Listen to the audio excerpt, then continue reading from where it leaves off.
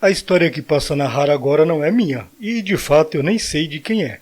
Ouvi pela primeira vez de um cientista americano de nome Joseph Farrell, que numa longa entrevista contava coisas escabrosas acerca de segredos que os governos da Rússia, dos Estados Unidos e da Inglaterra tentavam manter sob o mais absoluto sigilo. E Farrell tinha credenciais para falar, porque por muito tempo ele esteve na folha de pagamento do governo americano, trabalhando como cientista da NASA.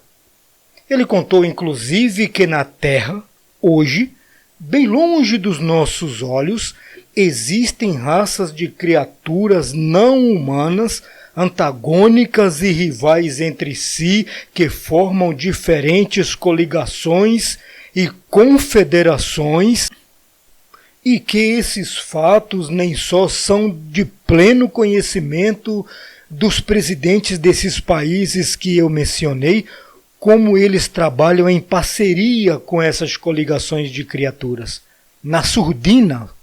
Entendem? Humanos e não humanos, trabalhando junto às vezes e às vezes rivalizando entre si, dependendo do lado que cada um esteja. Pois bem, assombroso, não? Com adaptações minhas segue a ilustração. A história se passa a bordo de um sofisticado navio de cruzeiro, um transatlântico luxuoso para turistas endinheirados.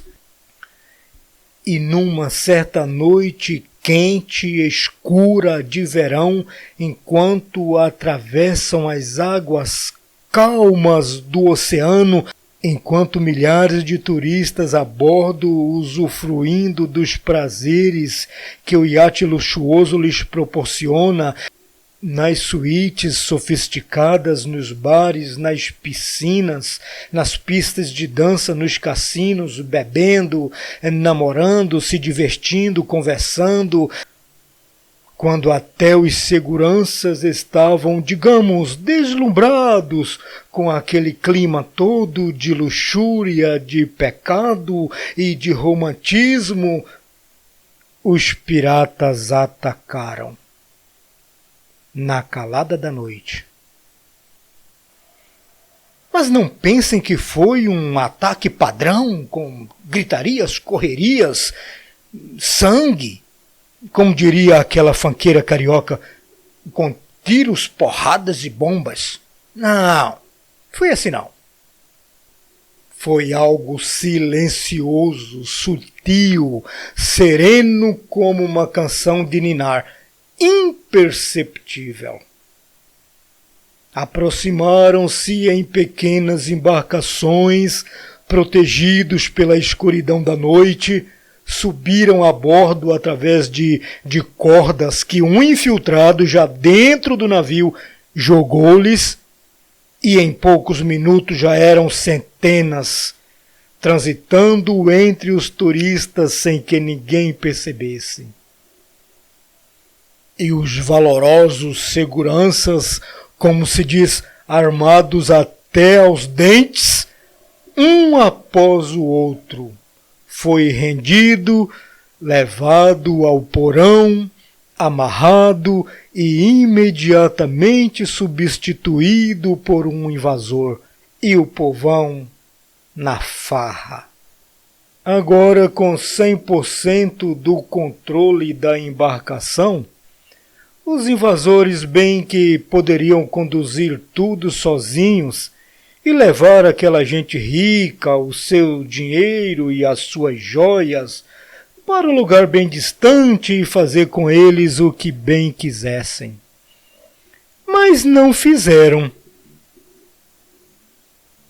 Isso causaria comoção, tumulto entre os milhares de turistas, e ninguém queria ver aquelas senhoras finas, aquelas madames chorando, borrando a maquiagem, ou aqueles homens gordos correndo com suas calças nas mãos, não é mesmo? Que coisa patética! Por que causar constrangimento para aquela gente bacana toda? Ora essa! Então, ao invés de proporcionar ali uma carnificina e matar o comandante da embarcação, o seu imediato, todos os seguranças e jogá-los ao mar para alimentar os tubarões, o chefe dos invasores teve uma ideia melhor. Chamou-os e lhes fez uma proposta. Ofereceu-lhe uma opção bem melhor que a morte, que seria ser seus subordinados. Alguém tem dúvida se eles aceitaram ou não? Ora, pois. E no minuto seguinte, tudo voltou à mais absoluta normalidade.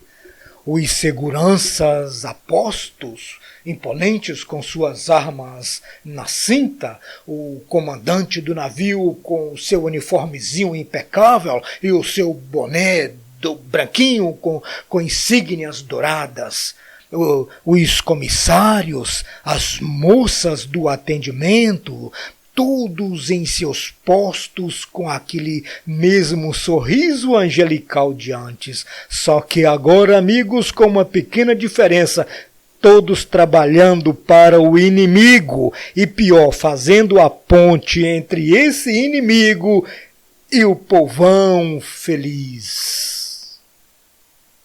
E assim foi, e assim é o nosso mundo.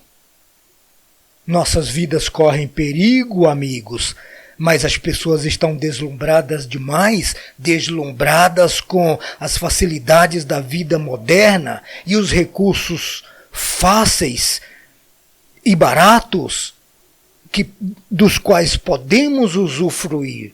Está tudo aí ao alcance das mãos. São tantas opções que as pessoas não sabem nem por onde começar a usufruir de tudo isso. Você quer trair o seu marido, você quer trair a sua esposa, que hoje não é mais chamado de traição. Não, é um direito seu. Talvez você esteja cansado da mesmice, quer fazer alguma coisa diferente, dar uma apimentada na vida. Não, talvez você não seja desse. Talvez você só curte um bom contrabando. Talvez você só goste de alterar a sua balança para levar uma certa vantagem. Quem sabe você queira instalar uma TV a gato, mas você não está sabendo como fazer isso? Baixe o aplicativo. É tudo muito fácil hoje em dia. E assim, sequestrados pelos prazeres da vida moderna, as pessoas seguem e nem notam nada. Se quisessem, teriam notado que há algo diferente.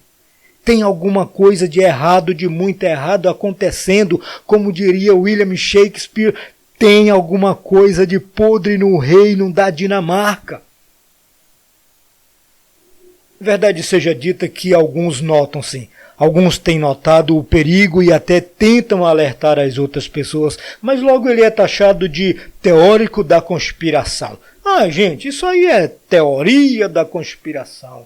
Oh, como eu gosto dessa frase. Amigo, o barco já mudou de direção, faz tempo.